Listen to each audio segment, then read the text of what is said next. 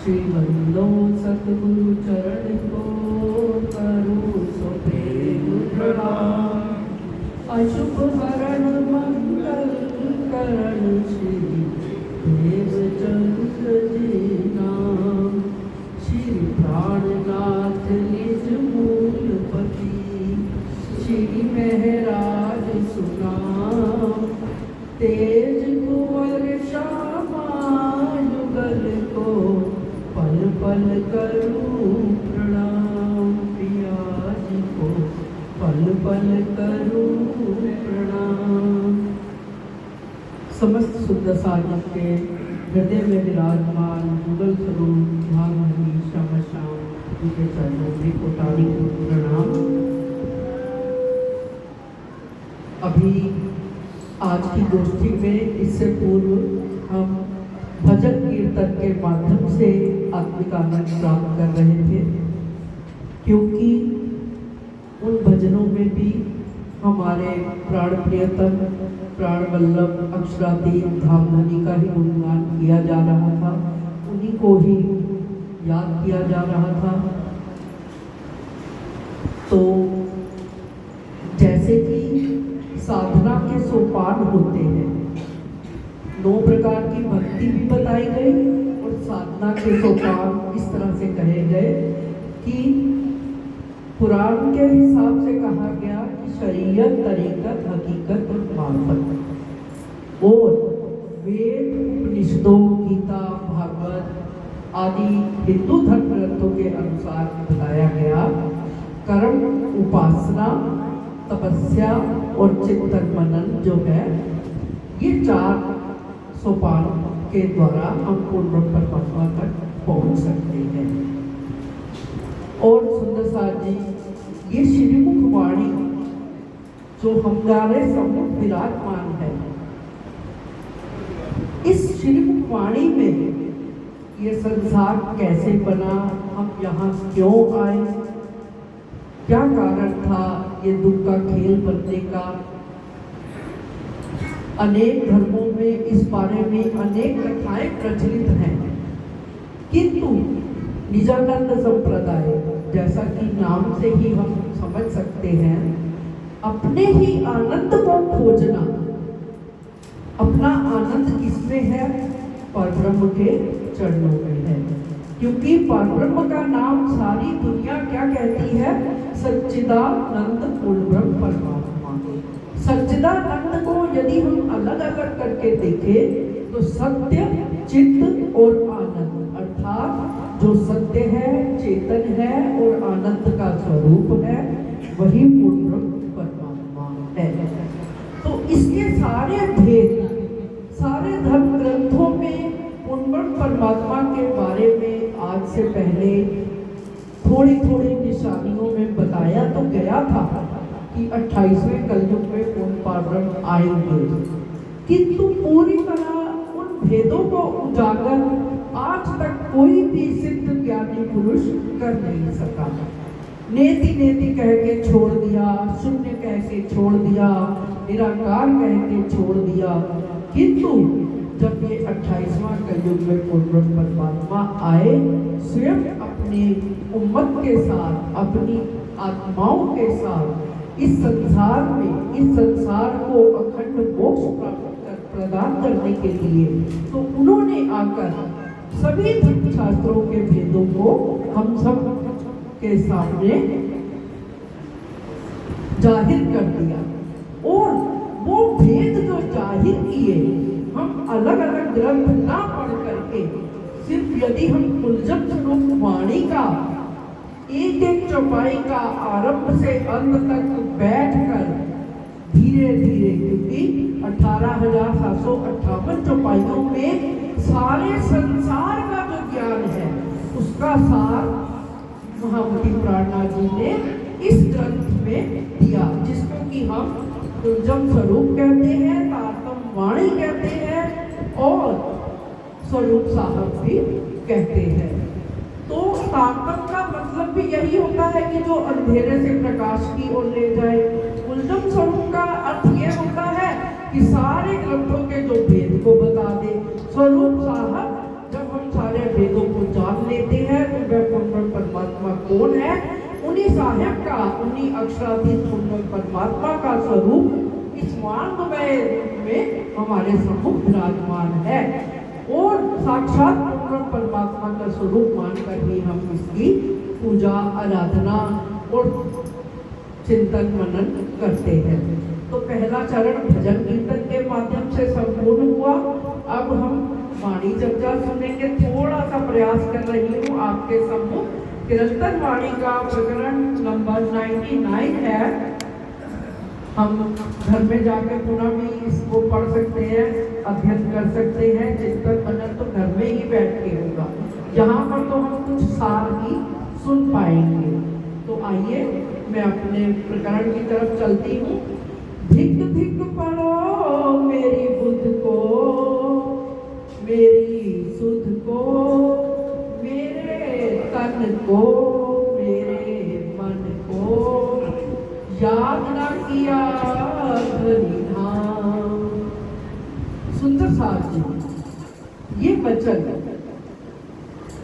प्राणनाथ जी स्वयं, देखिए विनम्रता की पराकाष्ठा, स्वयं को कह रहे हैं कि जिनको संसार ने पूर्ण परमात्मा माना, उनके साथ चलने वाले जितने भी 5000 सुंदर साथ जागरण यात्रा में पन्ना जी तक उनके साथ सम्मिलित हुए, सब उनको पूर्ण परमात्मा मान रहे हैं। लेकिन वो हमें क्या संदेश दे रहे हैं? धिक धिक पढ़ो मेरी बुद्ध को। हमारी बुद्ध को नहीं कहा, उन्होंने अपनी बुद्धि का वर्णन किया कि मेरी बुद्ध को धिक्कार है। क्यों धिक्कार है? कि हम संसार के विषयों में ही भटक जाते हैं। मेरी बुद्धि जो है संसार तक ही सीमित रहती है।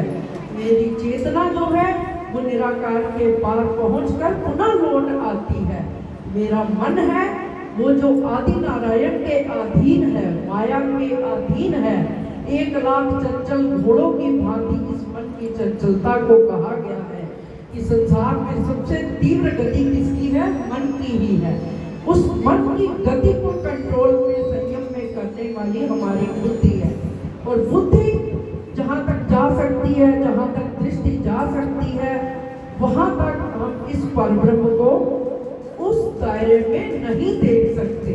इसके लिए तो जब तक हमारी निज बुद्ध, हमारी अंतर आत्मा जागृत नहीं होती, तब तक हम उस पूर्ण परमात्मा की पहचान नहीं कर सकते। सुंदर साहब जी, अपनी बुद्धि के चिंतन के लिए मैं आपको 2 छोटी छोटी कहानियाँ बताने जा रही हूँ जो कि बहुत ही विचारणीय है। एक बार एक उदाहरण तो इस बात का है कि रामलीला जैसे दीपावली से पूर्व होती है, चित्रण होता है, मंचन होता है। तो एक व्यक्ति उसमें राम बना हुआ था, लक्ष्मण बना हुआ था और एक हनुमान जी थे। उस समय का दृश्य क्या था कि लक्ष्मण जी मूर्छित पड़े हैं और हनुमान जी ने जड़ी बूटी लानी है। और उस रामलीला में एक दृश्य बनाया गया था कि हनुमान जी को डोरी एक बांधी गई थी पतली सी। उन्होंने बजरंगबली का, हनुमान जी का पूरा श्रृंगार धारण किया हुआ था, तो वो डोरी बांधी गई थी। तो उन्होंने जड़ी बूटी का पर्वत लेकर के उतरना था। तो जब वो ये दृश्य चल रहा था तो अचानक से जो आयोजक थे, उनके द्वारा जो व्यवस्था कर रहे थे, वो डोरी टूट गई। अब रामचंद्र जी के पास भी माइक लगा हुआ था, जैसे मैं चर्चा कर रही हूँ तो मेरे सामने भी माइक है, तो वो हनुमान जी के कॉलर पे भी माइक लगा था। रस्सी टूटते ही उन्हें बहुत क्रोध आया। तुरंत उन्होंने कहा, ये कैसी व्यवस्था कर दी तुमने कि मैं गिर पड़ा। इतनी सी ही मैं बात आपको बता रही हूँ। अब दूसरा उदाहरण एक देना चाहती हूँ। इस बात को अपने ध्यान में रखना है हमें कि ये कितनी बात थी कि उसने क्या प्रतिक्रिया दी कि क्रोध कर दिया कि मेरी रस्सी कैसे टूट गई, आपने ध्यान नहीं दिया। दूसरी तरफ हम जितने सुंदर साथ हैं, शायद हम सब ने जुगलदास जी की प्रेम पाती पढ़ी होगी। उसमें से एक उदाहरण मुझे याद आ रहा है कि दो युवावस्था के बालक कृष्ण लीला का कार्यक्रम चल रहा था।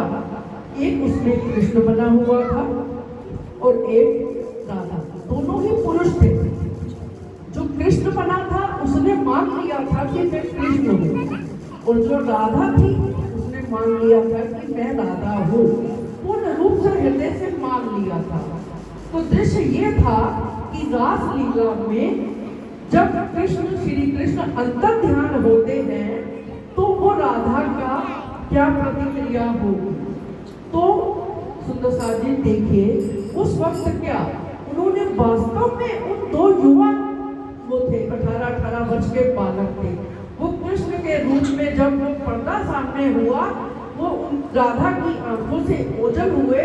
तो जो राधा बना हुआ पुरुष था वो वास्तव में स्वयं को राधा मान करके उसके वास्तव में प्राणांत हो गया। वो एक क्षण का व्यवहार नहीं सहन कर पाया, उस नाटक में भी नहीं सहन कर पाया। ये हम स्वयं जाकर प्रेम पाती में ये उदाहरण पढ़ सकते हैं। तो अब ये दो अलग अलग घटनाएं हैं। एक वो हनुमान जी की प्रतिक्रिया, जो व्यक्ति हनुमान बना था, और एक राधा जी की जो हमारे समक्ष राधा है। हम स्वयं को विचार करना है कि हम किस भाव से राज्य को मान रहे हैं। हम स्वयं को ब्रह्म सृष्टि कहते हैं। क्या हमने हृदय से स्वीकार कर लिया है वास्तव में कि हम ब्रह्म सृष्टि हैं, या केवल हनुमान जी की तरह नाटक कर रहे हैं? ये विचार करना है। ये है दिख दिख पढ़ो मेरी बुद्धि को, इस बात का हमें विचार करना है। वो राधा जो क्षण भर के लिए भी वियोग नहीं सहन कर पाई। आज देखिए संसार है, इसमें आना जाना सब लगा रहता है। हम जिनसे जितना भावात्मक जुड़े होते हैं, भावनात्मक, हमारे हृदय पर उतना असर होता है। यदि हम प्राणनाथी को, यदि हम धामधनी को सच में अपनी आत्मा का स्वामी मानते हैं तो क्या हम रह पाते इस संसार में? क्या हम जीवित रह पाते क्षण भर? एक क्षण का विरह भी जो नहीं सह सकती थी, वो आज 400 वर्षों से हम इस संसार में अनेकों जन्म लिए हुए हैं और जीवन बिता रहे हैं। बस केवल अब समय अंतिम है और हमें बार बार यही विचार करना है, हम किस तरह की ब्रह्म सृष्टि है। हम अपने आप को किस आधार पर ब्रह्मात्मा मान रहे हैं।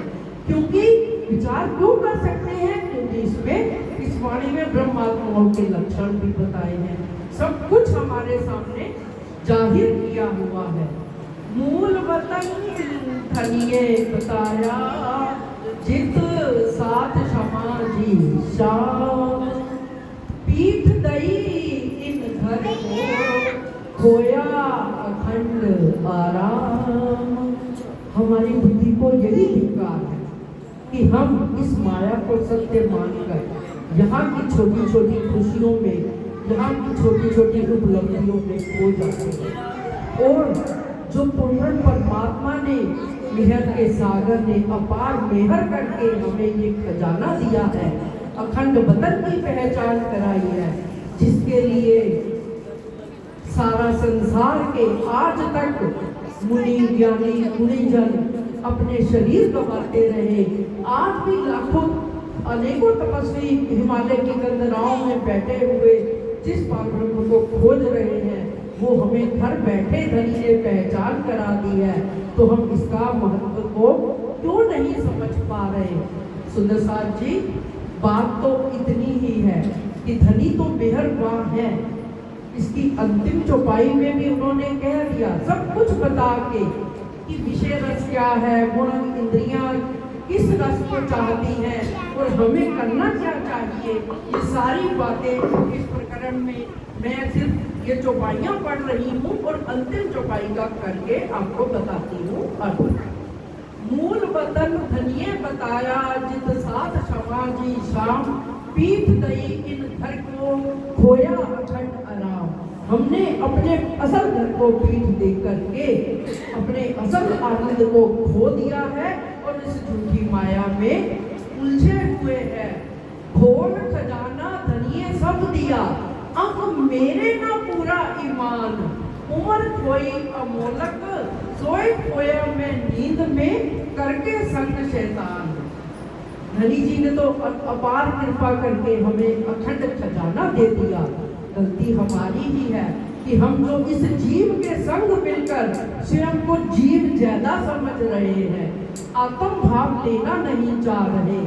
सुंदर साहब जी, इंद्रावती जी जब ये कह रही हैं, वो किस लिए कह रही हैं? क्यों? सदगुरु धनी देवचंद्र जी के रहते वो यही तड़प तड़प कर बार बार कहती हैं कि मैंने क्यों नहीं उनकी पहचान की, मैंने क्यों नहीं अपना उसी समय मेरा शरीर क्यों नहीं छूटा।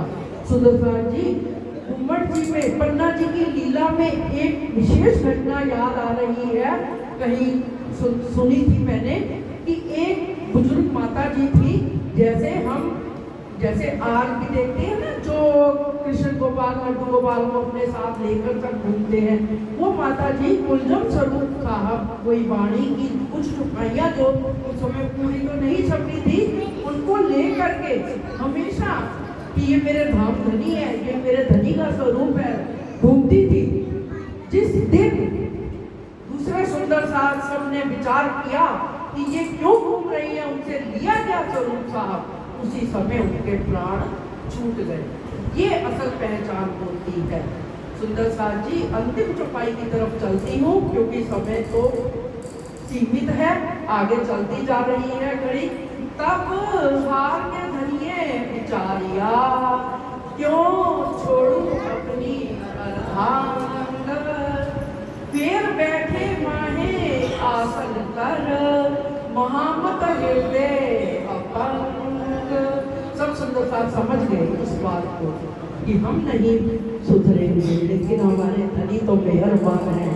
वो कहते हैं ठीक है, जैसी भी हो तुम माया में हो, मुझे याद करती रहो, मैं तो तुम्हें छोड़ नहीं सकता। कहते हैं ना, प्यारे की जय।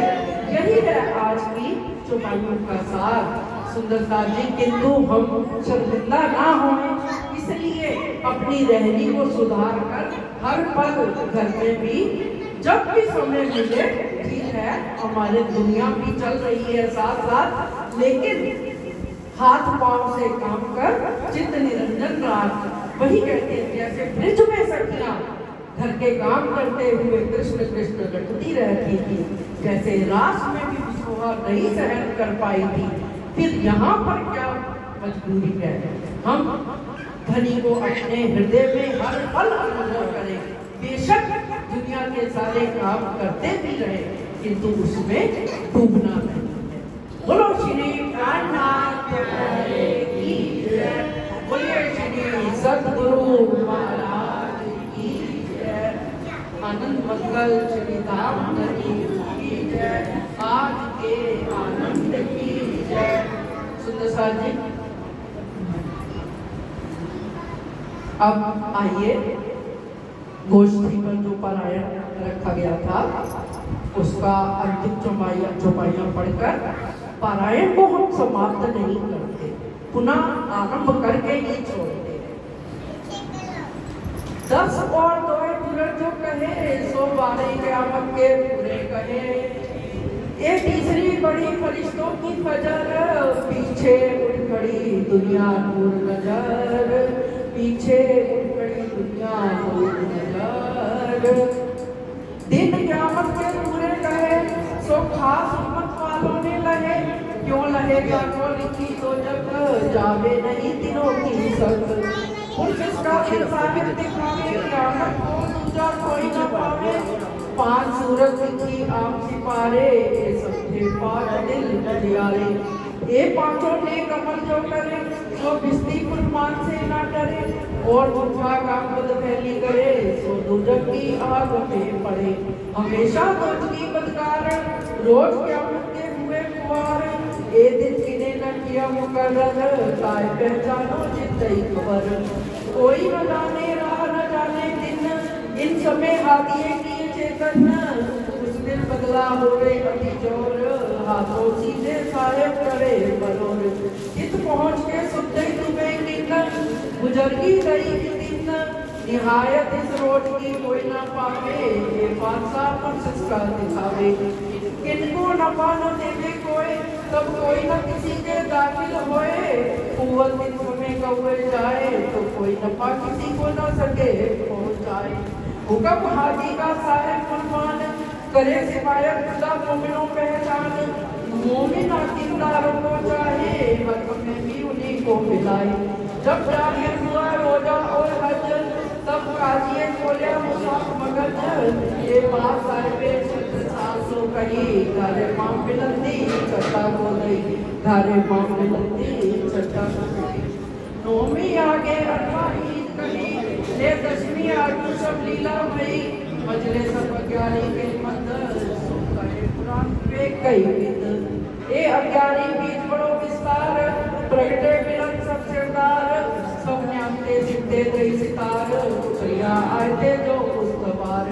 छिपा था मुजरक वक़्त, जाहिर हुआ रोज दिखाई क़यामत। अज्ञानी सुखले चले सिरदार, बारे पे चले पटकार। जिन पाई राह रोज क़यामत, सो उठे फजर के नूर वक़्त। फजर पीछे जब हो गया दिन, तब तो तौबा हुई तब तब तो दरवाजा मूंद के गया। पीछे तो न पा काम तो न भया, सब चले चलिया अजाजील, जाए उठाया असराफील। एक सिरे उड़ाई के दिए, दूसरे तेरे में कायम किए। यो क़यामत हुई जाए दिन, श्री मोहम्मद करीम उम्मत रोशन। श्री मोहम्मद करीम उम्मत रोशन। एक सिरे उड़ाई के दिए, दूसरे तेरे में कायम किए। यो क़यामत हुई जाए दिन, श्री मोहम्मद करीम उम्मत रोशन। श्री मोहम्मद करीम उम्मत रोशन। बोलो श्री प्राणनाथ प्यारे की जय।